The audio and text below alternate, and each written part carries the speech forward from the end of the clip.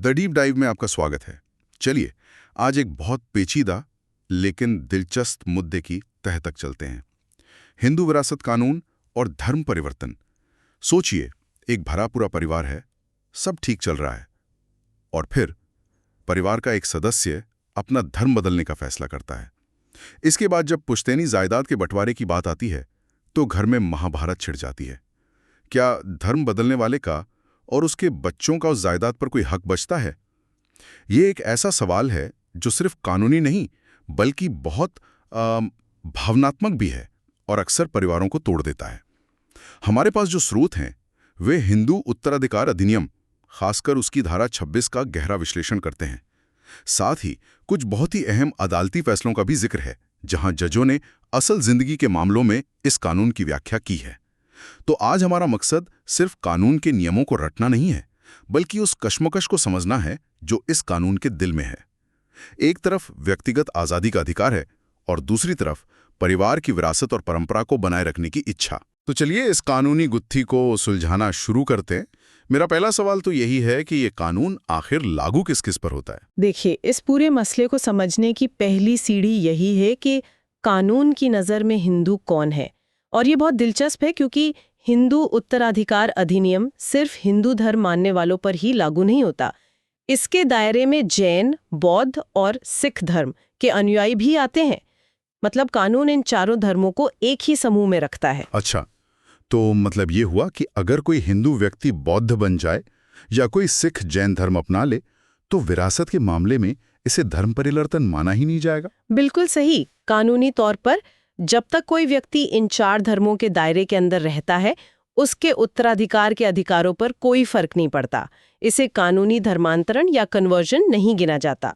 असली कानूनी पेंच तब फंसता है जब कोई इन चार धर्मों को छोड़कर किसी दूसरे धर्म, जैसे मान लीजिए इस्लाम या ईसाई धर्म को अपना लेता है। कानून की धारा 26 सिर्फ ऐसे मामलों पर लागू होती है। एक आम धारणा है कि जैसे ही किसी ने धर्म बदला, परिवार की संपत्ति से उसका पत्ता कट गया। क्या वाकई ऐसा है? ये इस कानून से जुड़ा सबसे बड़ा मिथक है और कानून इसके बिल्कुल उलट कहता है।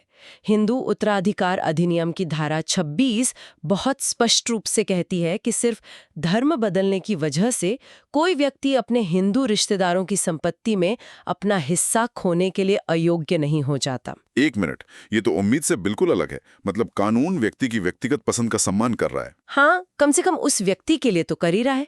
चलिए स्रोतों में दिए गए उदाहरण से इसे समझते हैं ताकि बात बिल्कुल साफ हो जाए। मान लीजिए एक हिंदू पिता है जिनके पास 10 बीघा जमीन है। उनके 2 बेटे हैं। पिता के जीवित रहते हुए एक बेटे ने ईसाई धर्म अपना लिया। कुछ साल बाद पिता का निधन हो जाता है। तो अब क्या होगा? क्या सारी जमीन हिंदू बेटे को मिलेगी? यही तो सब सोचते हैं। नहीं, कानून के अनुसार जमीन दोनों बेटों में बराबर बटेगी। जिस बेटे ने धर्म बदला था उसे भी अपने हिस्से की 5 बीघा जमीन ठीक उसी तरह मिलेगी जैसे उसके हिंदू भाई को मिलेगी। उसका धर्म परिवर्तन उसके अपने अधिकार के आड़े नहीं आएगा। वाह, ये तो वाकई एक प्रगतिशील बात लगती है। मतलब कानून कह रहा है कि आपका रिश्ता खून का है, सिर्फ धर्म का नहीं। ये तो काफी सीधा और सरल लगता है। ये पहली पीढ़ी के लिए सीधा लगता है, लेकिन यहीं पर सादगी खत्म हो जाती है। असली जटिलता और परिवारों के लिए असली दिल का दर्द अगली पीढ़ी के साथ शुरू होता है। यहाँ एक बहुत बड़ा लेकिन है जो पूरी कहानी को पलट देता है। मुझे लग ही रहा था कि इसमें कोई पेच जरूर होगा। तो अगली पीढ़ी यानी धर्म बदलने वाले के बच्चों के लिए क्या नियम है? यहीं पर धारा 26 का असली असर दिखता है। कानून कहता है कि धर्म बदलने वाले व्यक्ति के बच्चे, पोते पोतियां और उनके वंशज अपने हिंदू रिश्तेदारों की संपत्ति में विरासत पाने से अयोग्य हो जाते हैं। क्या मतलब उनका हक खत्म हो जाता है? हाँ, ये तो बहुत कठोर नियम है। मतलब बच्चों को उनके माता पिता के फैसले की सजा भुगतनी पड़ती है। एक तरह से हाँ। इसकी एक शर्त है और वो शर्त ही सब कुछ तय करती है। शर्त ये है कि बच्चे उस समय हिंदू नहीं होने चाहिए जब उत्तराधिकार खुलता है। उत्तराधिकार का खुलना, ये एक कानूनी मुहावरा है। इसका आम भाषा में क्या मतलब हुआ? इसका सीधा सा मतलब है उस पूर्वज की मृत्यु का समय जिसकी संपत्ति बांटी जानी है। अच्छा, तो हमारे 10 बीघा वाले उदाहरण में इसका क्या मतलब हुआ? चलिए उसी उदाहरण में एक मोड़ लाते हैं।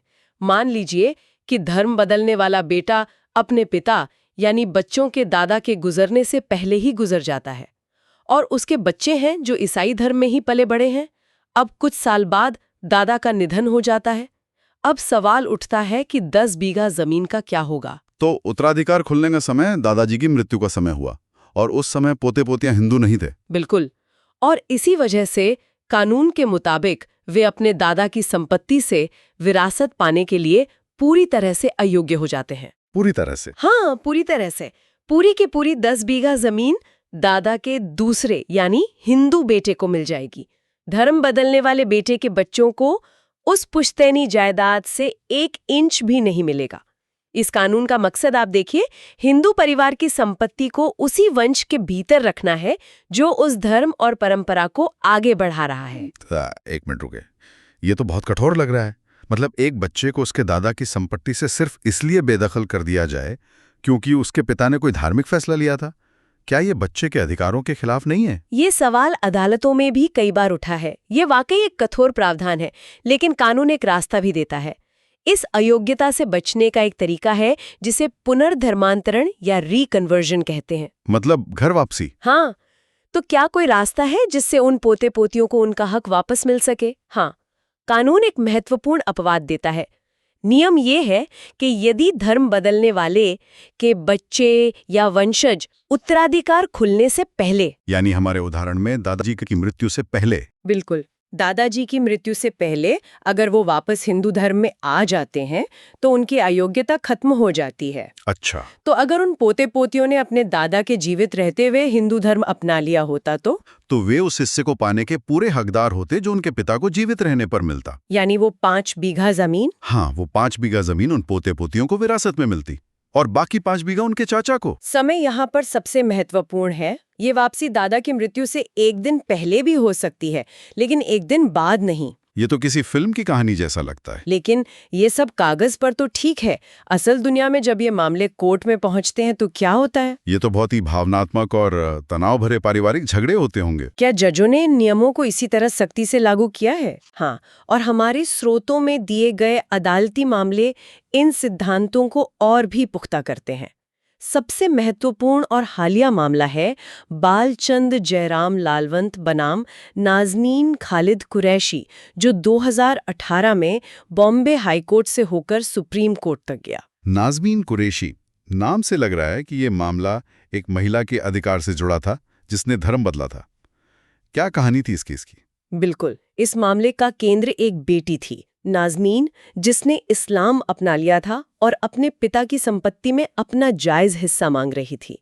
उसके परिवार ने तर्क दिया कि धर्म बदलने के बाद वो परिवार से बाहर हो गई है और उसका कोई हक नहीं बनता, जो कि एक आम धारणा है। हाँ बिल्कुल, लेकिन हाई कोर्ट और फिर सुप्रीम कोर्ट ने बहुत साफ फैसला सुनाया। और क्या कहा कोर्ट ने? कोर्ट ने कहा कि धारा 26 की अयोग्यता सिर्फ धर्म बदलने वाले के वंशजों पर लागू होती है, खुद उस व्यक्ति पर नहीं। नाजनीन को अपने पिता की संपत्ति में हिस्सा पाने का पूरा अधिकार था। ये फैसला सिर्फ एक कानूनी हुक्म नहीं था, ये एक शक्तिशाली बयान था कि किसी व्यक्ति की धार्मिक पसंद उसके जन्मसिद्ध अधिकार को नहीं छीन सकती। कोर्ट ने स्थापित किया कि माता पिता से रिश्ता खून का होता है, सिर्फ साझा आस्था का नहीं। ये तो बहुत महत्वपूर्ण फैसला है। क्या ये सिद्धांत पहले भी स्थापित हो चुका था? हाँ, ये कोई नया विचार नहीं था। मद्रास हाईकोर्ट ने ई रमेश बनाम पी रजनी 2002 और उससे भी पुराने अवी संपत कुमारी बनाम एम लक्ष्मी अम्मल 1961 जैसे मामलों में भी यही बात कही थी। तो इन फैसलों ने इस सिद्धांत की नींव रखी कि अयोग्यता का नियम अगली पीढ़ी के लिए है, पहली पीढ़ी के लिए नहीं। यहीं पे मैं थोड़ा उलझ रहा हूँ। हमारे स्रोतों में कुछ और मामलों का भी जिक्र है, जैसे जीनिया क्योटन और रेवन सिद्धप्पा। ये मामले अवैध विवाह से जन्मे बच्चों के अधिकारों से जुड़े हैं। वहाँ तो अदालतें बच्चों के अधिकारों को लेकर बहुत उदार दिखती हैं, ये कहते हुए कि उन्हें माता पिता की गलतियों की सज़ा नहीं मिलनी चाहिए। लेकिन धर्म परिवर्तन के मामले में बच्चों को सज़ा मिलती दिख रही है। क्या ये एक तरह का विरोधाभास नहीं है? ये एक बहुत ही शानदार सवाल है और ये हमें कानून की आत्मा तक ले जाता है। पहली नज़र में ये विरोधाभास लगता है, लेकिन अदालतें 2 अलग-अलग कानूनी सिद्धांतों पर काम कर रही हैं। रेवन सिद्धप्पा जैसे मामलों में अदालत का मुख्य उद्देश्य उन बच्चों पर से सामाजिक कलंक हटाना है जिन्हें नाजायज कहा जाता है। कोर्ट का मानना है कि बच्चे अपने जन्म के हालात के लिए जिम्मेदार नहीं हैं, इसलिए उन्हें कम से कम अपने माता पिता की अपनी कमाई हुई संपत्ति पर तो हिस्सा मिलना ही चाहिए। ठीक है, ये समझ आता है। और धारा 26 के मामले में तर्क अलग है। हाँ, यहाँ तर्क बच्चे को सजा देना नहीं, बल्कि पुश्तैनी संपत्ति के धार्मिक और सांस्कृतिक चरित्र को बनाए रखना है। कानून का मानना है कि जो संपत्ति पीढ़ियों से एक हिंदू परिवार में चली आ रही है, वो उसी वंश में रहनी चाहिए जो उस धार्मिक परंपरा का पालन कर रहा है। इसलिए यहाँ फोकस बच्चे के अधिकार पर कम और पारिवारिक संपत्ति की प्रकृति पर ज्यादा है। दोनों ही मामलों में कानून बच्चों की रक्षा करने की कोशिश कर रहा है, लेकिन अलग-अलग दृष्टिकोण से और अलग-अलग नतीजों के साथ। ये बहुत दिलचस्प है। कानून एक ही समय में दो बिल्कुल अलग-अलग और कभी-कभी विरोधाभासी लगने वाले विचारों को संतुलित करने की कोशिश कर रहा है। तो अगर हम इस पूरी चर्चा का सार निकालें, इस जटिल मुद्दे के केंद्र में जो कश्मकश है, उसे कैसे समझा जाए? अगर हम 3 मुख्य बातें निकालें, तो वे इस तरह होंगी। पहली और सबसे चौंकाने वाली बात यह है कि धर्म बदलने वाला व्यक्ति पुश्तैनी संपत्ति में अपना व्यक्तिगत अधिकार नहीं खोता। कानून उसकी व्यक्तिगत स्वतंत्रता की रक्षा करता है। ठीक है, पहली बात ये हो गई। दूसरी बात, असली असर अगली पीढ़ी पर पड़ता है। धर्म बदलने वाले के बच्चे और वंशज अपने हिंदू रिश्तेदारों से विरासत पाने के अयोग्य हो जाते हैं, जब तक कि वे खुद हिंदू ना हो। यहाँ कानून परिवार की धार्मिक निरंतरता को प्राथमिकता देता है। और तीसरी बात यह है कि ये दरवाजा हमेशा के लिए बंद नहीं होता। ये अयोग्यता स्थायी नहीं है। अगर वंशज उत्तराधिकार खुलने से पहले वापस हिंदू धर्म में आ जाते हैं, तो वे अपने अधिकार फिर से हासिल कर लेते हैं। ये एक तरह का एस्केप क्लॉज है। तो ये साफ है कि कानून एक बहुत ही महीन रस्सी पर चल रहा है। एक तरफ व्यक्तिगत पसंद की आजादी है और दूसरी तरफ पारिवारिक संपत्ति और परंपरा का संरक्षण।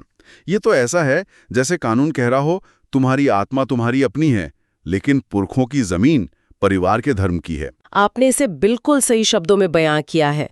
ये कानून व्यक्तिगत अधिकार और सामूहिक पहचान के बीच एक गहरे दार्शनिक द्वंद्व को दर्शाता है। बिल्कुल, और ये हमें एक बड़े सवाल के साथ छोड़ जाता है जिस पर सोचने की जरूरत है। हाँ, और वो सवाल ये है, क्या एक ऐसा कानून जो विरासत को इतने सीधे तौर पर धर्म से जोड़ता है, आज के बदलते सामाजिक ताने बाने में जहां दुनिया ज्यादा व्यक्तिगत और धर्मनिरपेक्ष हो रही है, क्या ये आज भी उतना ही प्रासंगिक है, या फिर ये सांस्कृतिक और धार्मिक विरासत को बनाए रखने के लिए एक जरूरी साधन है?